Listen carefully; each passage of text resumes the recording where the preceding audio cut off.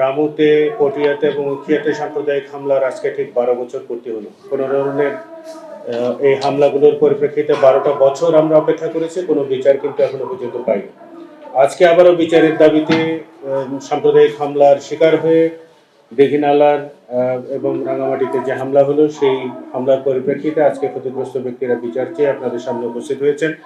তাদের যে লিখিত বক্তব্য পাঠ করা হয়েছে এবং প্রত্যক্ষদর্শী কিংবা যারা নিহত হয়েছেন তাদের পরিবারের সদস্যরা যে কথাগুলো আপনাদের সামনে তুলে ধরেছেন, সেখান থেকে কয়েকটি বিষয় এখানে খুবই গুরুতর পর্যায়ের মানবাধিকার লঙ্ঘনের ব্যাপার ঘটেছে, সেই জায়গাগুলোকে একটু আলাদাভাবে আলোকপাত করতে চাই। মামুন নামে একজন যিনি মোটরসাইকেল চুরি করেছিলেন, তাকে পিটিয়ে হত্যা করার ঘটনা কিন্তু ঘটেছে। পিটিয়ে হত্যার ঘটনা যেটা খুব সম্প্রতি আমরা বাংলাদেশের বিভিন্ন জায়গায় দেখতে পাচ্ছি। ঢাকা বিশ্ববিদ্যালয়ে হয়েছে, জাহাঙ্গীরনগর বিশ্ববিদ্যালয়ে কিন্তু এই ধরনের পিটিয়ে হত্যা করার ঘটনা কিন্তু ঘটেছে এবং সেই ঘটনাগুলোর পরিপ্রেক্ষিতে কারো ঘর বাড়িতে কিংবা প্রতিষ্ঠানে আগুন দেওয়ার মতো ঘটনা ঘটেনি। তার মানে বুঝতে হবে যে পার্বত্য অঞ্চলে পুরো ঘটনাগুলোর প্রেক্ষিত কিন্তু সবসময় অন্যরকম। এই যে অভিযোগগুলো ওনারা তুলেছেন, সেগুলোর আসলে খুব সুস্পষ্ট তদন্ত হওয়াটা খুবই জরুরি।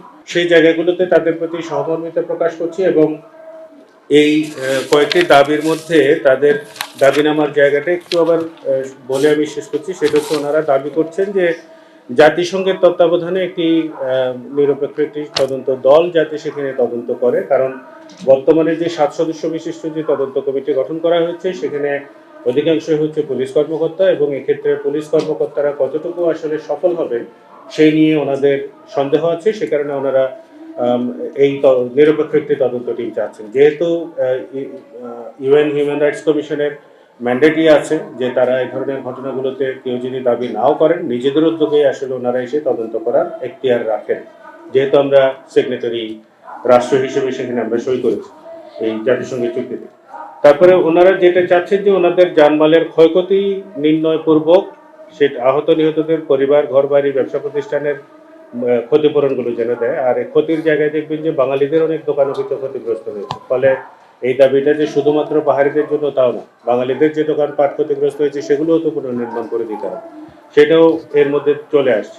তারপরে যারা আহত আছেন তাদের হাসপাতালে যারা চিকিৎসা নিচ্ছেন, তাদের চিকিৎসার ব্যয়ভার যেন রাষ্ট্র গ্রহণ করে, কারণ তাদের সেই আর্থিক সক্ষমতা নাই যে আসলে এই চিকিৎসাগুলো তারা চালিয়ে যেতে পারবে। আর তারা 4 নম্বরে যেটা চাইছেন যে হাসিনা সরকারের পদায়িত সাম্প্রদায়িক সহিংসতার সাথে জড়িত সামরিক বেসামরিক কর্মকর্তাদের বরখাস্ত এবং প্রচলিত সেনা আইনে বিচার করতে হবে। এটা খুবই যৌক্তিক দাবি। 1952 সনের যে সেনা আইন, সেনাদের জন্য যে মূল আইন, সেই আইনের মধ্যেও কিন্তু এগুলো অপরাধ হিসেবে সংজ্ঞায়িত আছে। ফলে এটা সেনাবাহিনীর নিজেদের উদ্যোগেও এই বিচারগুলো হতে পারে, কিংবা যেহেতু সিভিলিয়ানকে হত্যা করার ঘটনা এখানে ঘটেছে, সেটা বাংলাদেশের প্রচলিত আইনে ফৌজদারি আইনের অপরাধ হিসেবেই ধর্তব্য এবং সেই হিসেবে সিভিলিয়ান কোর্টেও তাদের বিচার হওয়ার সুযোগ রয়েছে। ফলে ওনারা দুটোই চাইছেন, যেটাই হোক সেটার হয়তো একটা প্রসেসের মধ্যে দিয়ে যাবে। ফৌজদারি বিচার আসলে দুটো ফোরামে একসাথে হয় না, যখন একটা যেটাই হয় ওনারা সেটা হয়তো মেনে নেবেন। শান্তি ও স্থিতিশীলতা আনয়নের জন্য রাজনৈতিক উদ্যোগ গ্রহণ করতে হবে, এই নিয়েই আলোচনা অনেকখানি আছে যে রাজনৈতিক সেরকমের কোনো উদ্যোগ হয়নি। আর 97 যে শান্তি চুক্তি হয়েছিল সেটারও আসলে আমরা বাস্তবায়ন সেভাবে দেখতে পাইনি। সেটা হলে হয়তো কিছুটা সমাধান এখানে আমরা হয়তো দেখতে পেলাম।